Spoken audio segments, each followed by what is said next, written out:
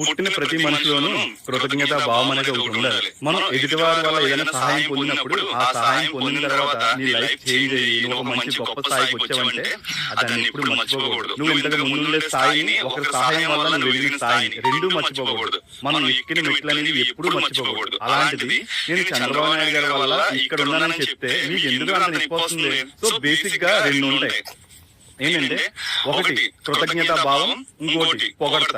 నేను కృతజ్ఞతా భావాన్ని తెలిపాను. నేను చంద్రబాబు నాయుడు గారి వల్ల నేను ఇప్పుడు ఈ పొజిషన్ ఉన్నానని చెప్పి ఆయన మీద నాకున్న అభిమానాన్ని కృతజ్ఞతా భావం రూపంలో నేను చెప్పాను. దాన్ని మీరు పొగడతనుకొని మీరు డిసైడ్ అయ్యి ఇష్టం వచ్చినట్టు కామెంట్ చేస్తున్నారు. సో అది పెద్ద ప్రాబ్లం లేదు.